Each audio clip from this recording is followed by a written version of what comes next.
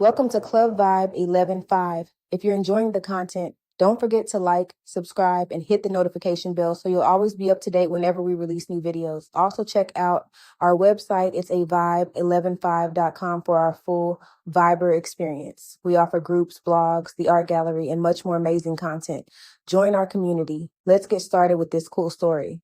Mariam never painted what people expected to see. Her portraits were too fierce, the critics said. Too dramatic, too loud. Her women wore impossible crowns, silver hair, scarlet coats, and expressions that refused to apologize. Her photographs captured beauty in abandoned buildings, crowded sidewalks, and beneath flickering city lights. Every image demanded attention.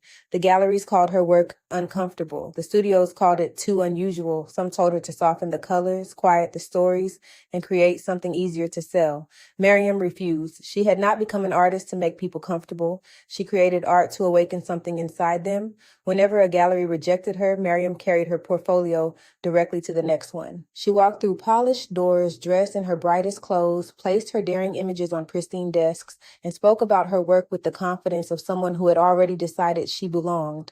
Most directors barely looked up. Some dismissed her before she finished speaking. One even told her, "There may not be a place for this kind of art." Mariam smiled. "Then I will make one." That weekend, she gathered every frame she owned and carried them to a busy street in the center of the city. She leaned portraits against brick walls, hung canvases along an iron fence, and placed a handwritten sign beside them. Art does not need permission to be seen. People stopped. At first, only a few, then dozens, then crowds. They stared at the bold faces, the dramatic colors, and the strange, beautiful worlds Mariam had created. Some people cried. Others laughed. A young girl stood before one portrait for several minutes and whispered, "She looks powerful." "She is," Mariam replied, "and so are you." Mariam continued creating street exhibitions whenever studios refused her. She displayed art beneath bridges, outside cafes, along empty warehouses, and in the middle of community festivals. She transformed every forgotten corner into her own gallery. Soon, photographs of her exhibitions began traveling across the city. Reporters came. Collectors asked questions. The same galleries that had once rejected her suddenly wanted meetings. But Mariam no longer needed their permission. She had built an audience with her own hands. She had created a lane where none had existed. Years later, when her work finally hung inside the city's most prestigious gallery, Mariam stood quietly beneath the lights.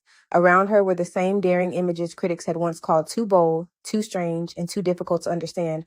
Above the entrance was a large sign bearing one word, Mariam.